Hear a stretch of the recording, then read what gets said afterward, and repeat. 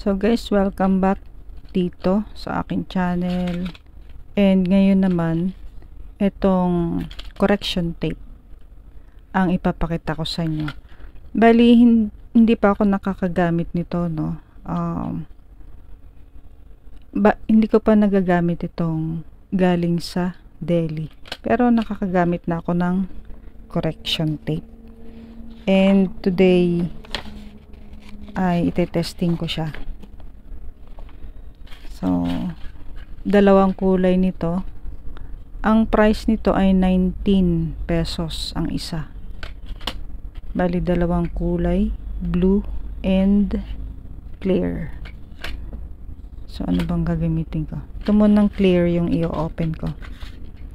Parehas lang naman sila eh. So, ayan. Madali na lang siyang kunin. Okay?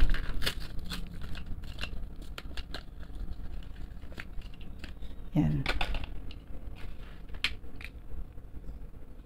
So, ito siya. Ang sukat ng kanyang yung pinakang tape ay 6 meters.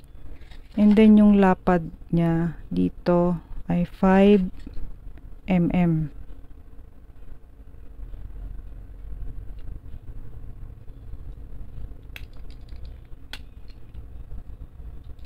Hindi ko lang alam kung matibay to, no? Kapag ka nabagsak. Okay, try ko na dito sa sinulat ko kahapon. Ito.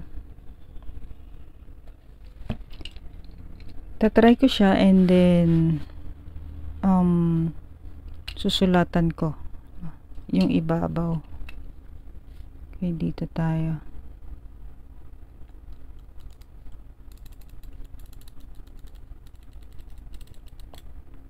Try ko ulit sulatan.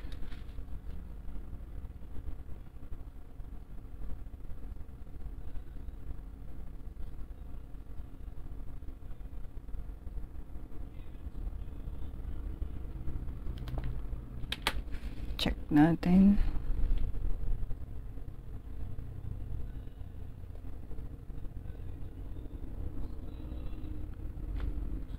Okay siya. Medyo kakulay siya ng papel nito eh.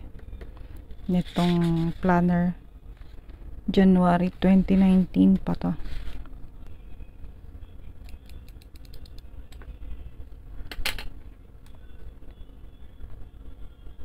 Diinan ko yung sulat ko. Yan. Medyo natutuklap siya. Pero kung yung normal ko namang ano, ay hindi. Yung normal kong handwriting mo. Diba, yan.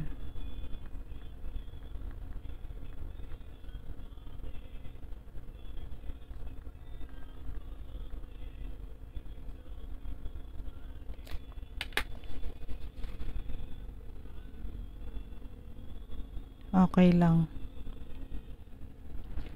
So, yun. Pinakita ko lang sa inyo to, no? I think budget din siya. Budget na ano ba to? Correction tape. So, meron akong ginagamit na sobrang liit. Ay, ipapakita ko rin sa inyo yun, no? I-review ko rin yun. Yun yung matagal ko nang ginagamit.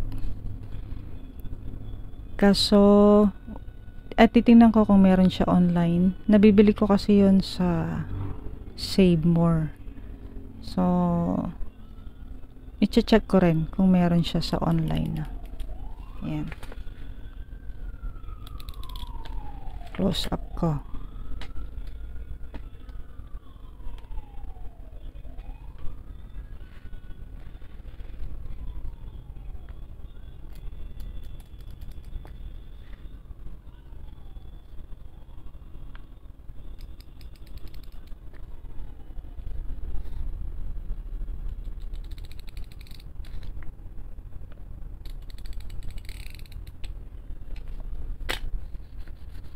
So, okay rin siya.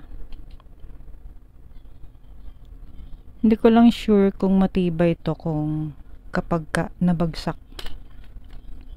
So karamihan kasi ng mga malalaki kong ganto nabagsak, sira na, 'di ba? So mas gusto ko na yung maliit. May mas maliit pa ako dito. Yun naman yung ipapakita ko sa inyo sa susunod. Okay?